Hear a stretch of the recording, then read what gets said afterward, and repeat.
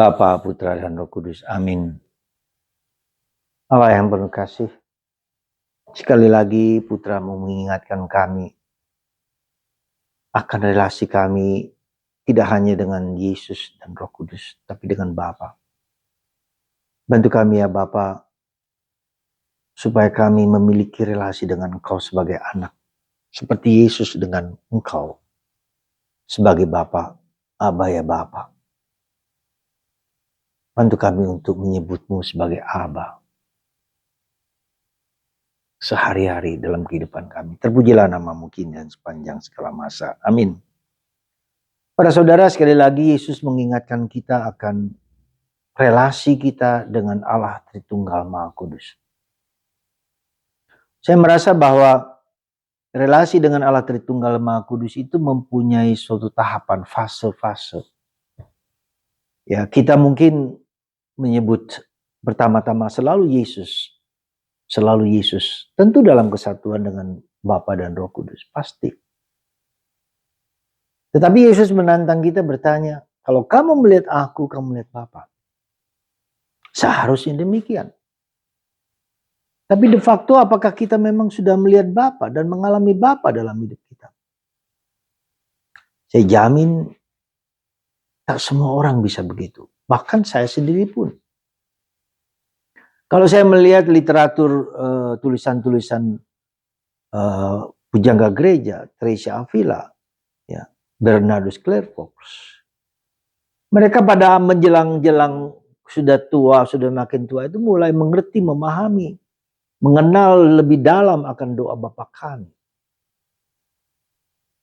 Dan kita bisa melihat juga, bisa mengerti juga ketika Yesus mengajarkan tentang Bapa, justru pada saat perpisahan dengan para murid.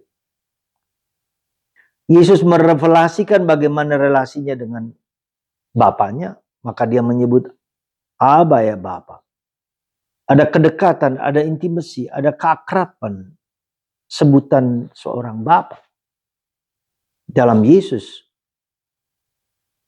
Dan Yesus semacam heran juga dengan para rasul, terutama diwakili oleh Filipus. Engkau sudah bergaul lama dengan aku, maksud engkau tidak mengenal Bapa di dalam diriku. Aku dalam Bapa, Bapa dalam aku. Bukan berarti dia mengkritik atau mengecam para rasul, tapi saya kira karena ajaran tentang Bapa di dalam perjanjian lama tidak sejelas, seterang Yesus mengajarkan. Dan itu merupakan sesuatu proses pematangan dan pendalaman juga. Akan iman kita akan Yesus, akan iman kita akan Bapa, akan iman kita akan Roh Kudus. Jadi ada proses-proses yang harus kita lalui dan kita jalani sebagai bagian dari proses kehidupan kita. Karena itulah saudaraku terkasih, mungkin saya akan mengajak Anda untuk semacam mendoakan doa singkat, doa vokal. Aba ya Bapa. Aba ya Bapa. Ya. Aba ya Bapa. Doa singkat, doa vokal yang diajarkan oleh Santa Teresa dari Avila. Ya, sebutan Allah sebagai Bapa. Ya mungkin kita sendiri ketika mengatakan doa Bapa kami itu, ya tidak ada perasaan intimate, perasaan akrab. Karena mungkin kita juga tidak dekat dengan Bapa kita. Tapi kita mencoba mengungkapkan kata itu, Aba ya Bapa, ampunilah aku. Aba ya Bapa, berbelas kasihlah padaku. Aba ya Bapa, lindungilah aku, jagalah aku. Biarkan aku menyerah kepada kehendak. Dan kalau kita melihat dalam ajaran Yesus, hendaklah kamu sempurna seperti Bapamu sempurna adanya. Ya. Dan di dalam Bapa, aku merasa tenang, damai, tentram.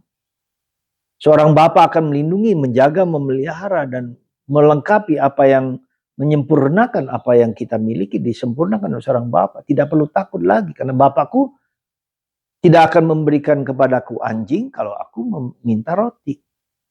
Memberikan ular ketika aku minta telur, dan seterusnya. Suatu gambaran yang mau ditampaikan oleh Yesus kepada kita akan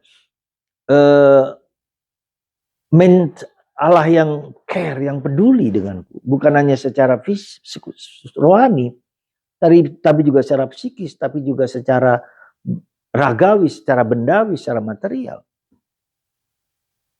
Saudara, semoga dengan kata-kata Yesus hari ini, aku dan Bapa adalah satu. Kalau kamu melihat aku, kamu melihat Bapa. Dan itu menunjukkan kematangan hidup rohani seseorang. Jadi kematangan hidup rohani seseorang. Dan itu juga menunjukkan kepada kita kedamaian, ketentraman. Seandainya aku mati pun aku berada akan dalam rangkulan seorang Bapa. Kenapa aku gelisah? Kenapa aku cemas? Yesus menyediakan tempat di surga. Di rumah Bapakku ada banyak tempat tinggal. Sekarang di rumah Bapakku ada banyak tinggal. Jaminan apa seperti ini kalau kita tidak percaya kepada Allah sebagai Bapa? Incredible, sesungguh luar biasa. Maka kita mencoba menjadi lebih tenang dan damai ketika kita tahu Allah kita adalah Bapa. Dan saya nggak perlu gelisah tentang apapun, di mana apapun, karena saya bersandar pada Bapa yang care, peduli dengan saya, yang memberikan tempat, memberikan rumah di rumah Bapakku. Wow. Ini sesuatu yang menurut saya menghibur, menguatkan, dan meneguhkan. Aku nggak takut. Aku punya Bapa yang penuh kasih sayang. Dan aku nggak perlu gelisah tentang apapun juga karena Bapa akan berbicara kepadaku. Melengkapi apa yang menjadi kebutuhanku sehari-hari. Terima kasih Tuhan. Terima kasih Yesus. Maka saya ingin terjadi perubahan dalam diri kita. Sekali lagi iman itu tidak hanya berfokus kepada kekurangan, kelemahan, keterbatasanku. Tapi berfokus pada karya. Betapa besar, betapa agungnya karyamu ya Tuhan. Luar biasa, mulia. Semoga kita melihat karya Tuhan yang agung, yang hebat, yang luar biasa. Di dalam keseluruhan karya penyelamatan, tapi juga dalam keseluruhan hidup kita masing-masing. Tuhan tak akan pernah meninggalkan kita sedetik pun, menelantarkan kita sedetik pun. Itulah Bapa kita. Lihatlah anak yang hilang. Seperti itulah sikap Bapa yang ditunjukkan oleh Yesus kepada kita semua. Wow. Mari kita menyembah, bersyukur, memuliakan Tuhan, di mana kita hanya menyerah kepada Dia. Terima kasih Tuhan Yesus. Jaminan ini luar biasa. Bagi kami, bagiku, bagi orang lain. Tak perlu aku gelisah. Tak perlu aku takut. Tak perlu aku cemas. Karena Engkau Bapakku. Terima kasih Yesus. Terima kasih Bapa. Terima kasih Roh Kudus. Tuhan memberkati Anda untuk hanya bersandar kepada Tuhan saja. Bukan kepada yang lain.